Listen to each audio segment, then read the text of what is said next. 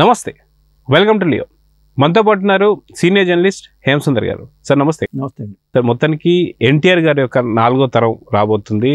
కాకపోతే ఇప్పటిదాకా ఏ తరంలో హీరో ఎంట్రీ ఇచ్చినా ఇంత అట్టహాసంగా అయితే మొదలు కాలేదు.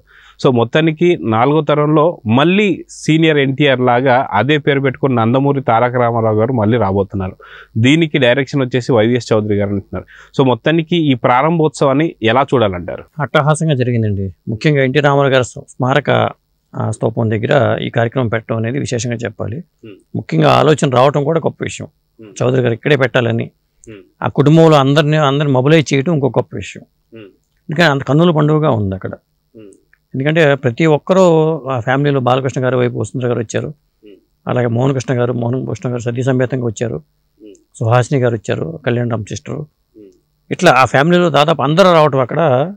ఎందుకంటే సాధారణంగా ఎప్పుడంటే మనం ఎన్టీ రామారావు గారి వర్ధంతో లేకపోతే జయంతి ఆ టైంలో మనం చూస్తూ ఉంటాం అక్కడ హడావుడి అంతా.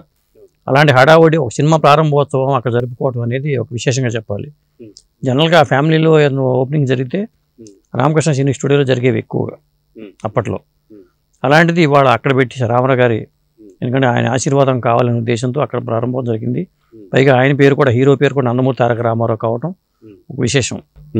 అయితే సాధారణంగా మనకి నందమూరి వంశంలో ఇప్పటిదాకా చాలా మంది ఎంట్రీలు జరిగినా సరే ఇంత పెద్ద ఎత్తున అయితే ఎంట్రీలు ఎప్పుడు మనం చూడలే. సో ఎందుకని అంటే వాస్తవం చెప్పాలంటే ఇప్పుడు వాళ్ళ ఫాదర్ లేరు. సో అదొక సానుభూతి పరంగా అని చెప్పేసి అనుకోవాలా, లేదంటే ఫ్యామిలీ మొత్తం ఐక్యంగా ఉన్నారు అని చెప్పుకోవడం చెప్పేసి అనుకోవాలా? ఎలా చూడాలంటే అంటే నిజంగానే కదా, మరి జానకిరామ్ గారు చనిపోవడం అనేది పెద్ద లోటు. అలాంటిది వాళ్ళ ఫ్యామిలీ నుంచి మరి ఇంకొక హీరోని తీసుకురావాలనే తపనకి అందరూ సపోర్ట్ ఇవ్వటం, అలా చూడాలి మనం. ఎందుకంటే వాళ్ళు అమెరికాలో సెటిల్ అయ్యారని ప్రసంగం వాళ్ళు మార్నింగ్ జరిగిన దాంట్లో మోహన్ కృష్ణ గారు మాట్లాడారు. అమెరికాలో ఉన్నప్పుడు పిల్లలు పుట్టక ముందే పేరు పెట్టారట. అట్లా నందమూరి తారక రావు అని పేరు పెట్టారు. అక్కడే పుట్టాడంట అతను. తర్వాత రామ్ అని పిలవడం అలవాటు అయింది. తారక రామారావు అయినా రామ్ అని పిలవడం అలవాటు అక్కడనే. ఆ విషయాలన్నీ కూడా మోహన్ కృష్ణ గారు తన స్పీచ్లో చెప్పారు. అలాగే భువనేశ్వర్ గారు ఆశీర్వాదం ఉంది, పురంధేశ్వరి గారు వచ్చారు, మరి రామకృష్ణ గారు వచ్చారు. రామకృష్ణ గారిది ప్రత్యేకంగా చెప్పాలి. ఆయన సౌదీ టూర్ వెళ్ళారు. మొన్న 3 రోజుల పాటు అక్కడే ఉన్నారు. పొద్దున్నే 6 గంటలకు దిగారు వాళ్ళు. అక్కడ రాత్రి బయలుదేరారు. రాత్రి 10:30కి అక్కడ ఫ్లైట్ బయలుదేరి పొద్దున్నే వచ్చారు వాళ్ళు. అలాంటిది జట్లాక్ అంటాం కదా, ఆ జట్లాక్ ఉన్నప్పుడు సాధారణంగా వచ్చి రెస్ట్ తీసుకుంటారు, రాలేరు. అలాంటిది ఆయన రావటం విశేషం. ఇట్లా అందరూ చాలామంది వచ్చి ఆశీర్వాదం ఇవ్వడం ఆ కుర్రాడికి అనేది ఇక్కడ సక్సెస్ అయ్యాడు చౌదరి గారు. సినిమా పరంగా తర్వాత ఆ సక్సెస్ ఎలా ఉన్నా కానీ ముందు ప్రారంభోత్సవం పరంగా ఆయన సక్సెస్ అయ్యాడని చెప్పాలి. అయితే వైవిఎస్ చౌదరి గారు వచ్చేసరికి సీనియర్ ఎన్టీఆర్ గారికి చాలా పెద్ద అభిమాని. సో ఆయన మీద ఉన్నటువంటి అభిమానంతోనే మన హరికేశ గారితో సినిమాలు కానీ ఇవన్నీ కూడా చూస్తూ వస్తున్నాం. సో ఆయన తీసిన సినిమాలన్నీ కూడా మంచి సూపర్ డూపర్ హిట్, లాహిర్లో కావచ్చు, ఇలాంటివన్నీ కూడా. కానీ చాలా వరకు మధ్యలో గ్యాప్ తీసుకోవడం కానీ ఇవన్నీ చూసాం. కానీ మళ్ళీ రీ ఎంట్రీ అనుకోవాలా లేదంటే సెకండ్ ఇన్నింగ్స్ అనుకోవాలో తెలియదు, కానీ మళ్ళీ రామారావు గారి పేరుతో ఉన్నటువంటి ఒక అదే వంశానికి సంబంధించి 4వ తరమైనటువంటి ఒక మళ్ళీ నందమూరి తారక రామారావు గారి డైరెక్ట్ చేయడాన్ని ఎలా చూడాలంటారు? ఒక విధంగా చెప్పాలంటే ఆయనకు అదృష్టం అని చెప్పాలి. మళ్ళీ ఆ ఫ్యామిలీ నుంచి ఇంకో హీరోని పరిచయం చేయడం అనేది చౌదరి గారి దగ్గర అదృష్టం. చౌదరి గారి చేతుల మీదుగా ప్రారంభం జరగడం అనేది ఆ రామ్కున్న అదృష్టం అని చెప్పాలి. ఎందుకంటే ఇతను రామారావు అని పేరున్నగా రామ్ అని పిలుస్తూ ఉంటారు. అదే రామ్ అనే హీరోని ఇప్పుడున్న రాముని హీరోగా పరిచయం చేసిన ఘనత కూడా చౌదరి గారిది. రామ్ పోతినేని దేవదాస్ అనే సినిమా ద్వారా మరి ఇలియానా కానీ ఆ మంచి పేరు ప్రఖ్యాతులు వచ్చినాయి. హస్తవాసి మంచిది, వాళ్ళు మాట్లాడిన వాళ్ళు చాలా మంది అదే చెప్పారు. చౌదరి గారి హస్తవాసి మంచిది, వాళ్ళ కెరీర్ అద్భుతంగా ఉంది. ఆయన చేతుల మీద వచ్చిన వాళ్ళందరూ చాలా అద్భుతమైన కెరీర్ అనుభవిస్తున్నారు.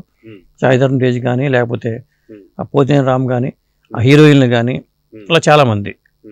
అదే అండి ఓవరాల్గా మనం చూసుకుంటే అన్న ఎన్టీఆర్ గారి ఫ్యామిలీ మొత్తం 4 తరాలకు సంబంధించిన వాళ్ళందరూ కూడా ఇక్కడ మనకి కనిపించారు. చాలా అట్టహాసంగా స్టార్ట్ అయింది.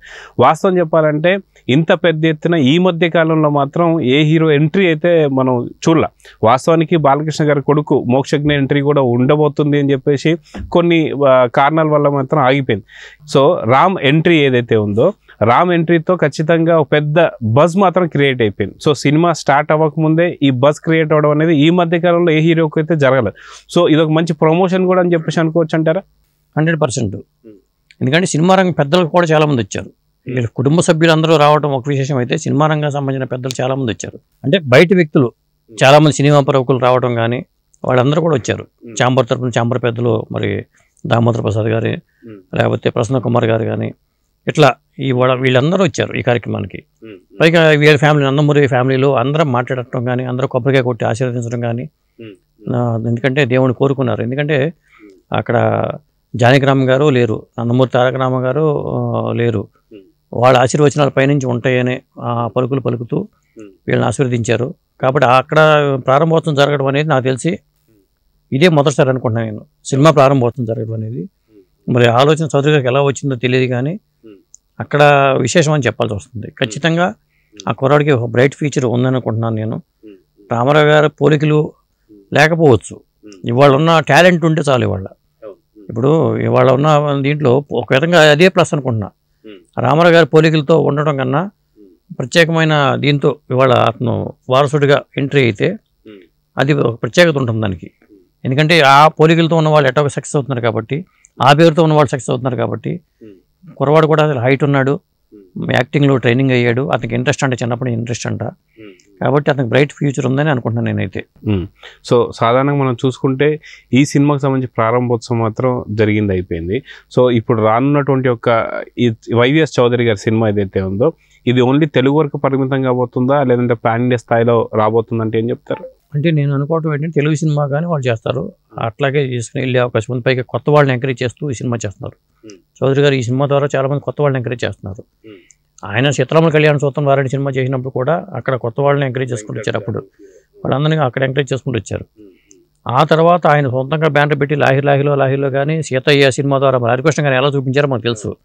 ఇప్పుడు రామ్ రహీంలో కనిపించిన మరి హరికృష్ణ గారు ఆయనలోని ఒక నటుడిని మళ్ళీ బయటికి తీసుకొచ్చి రామారావు గారు లాగానే డ్యాన్సులు చేయించి హరికృష్ణ గారిని అట్లా ఎలివేట్ చేశారు. మరి అట్లా బాలయ్య బాబుతో తీసిన సినిమా అంత బాలయ్య బాబుతో అది ఒకటే ఫెయిల్ అయింది. కానీ చౌదరి గారి పరంగా చూసుకుంటే జనరల్గా డైరెక్టర్గా ఆయన సక్సెస్ డైరెక్టర్గా చెప్పాల్సి వస్తుంది. కాబట్టి సినిమాల పరంగా లేట్ అవుతాయనే కానీ ఈ సినిమాని నాకు తెలిసి త్వరగా పూర్తి చేసి త్వరగా రిలీజ్ చేశారని అనుకోవటం. సో చూద్దాం సార్, మొత్తానికి అట్టహాసంగా నందమూరి తారక రామారావు గారి సినిమా మాత్రం 4వ తరంలో 3వ రామారావుగా రాబోతున్నటువంటి సినిమా మాత్రం మంచి హిట్ కొట్టాలని వైవిఎస్ చౌదరి గారు మళ్ళీ సక్సెస్ బాట పట్టాలని అయితే కోరుకుందాం. నమస్తే.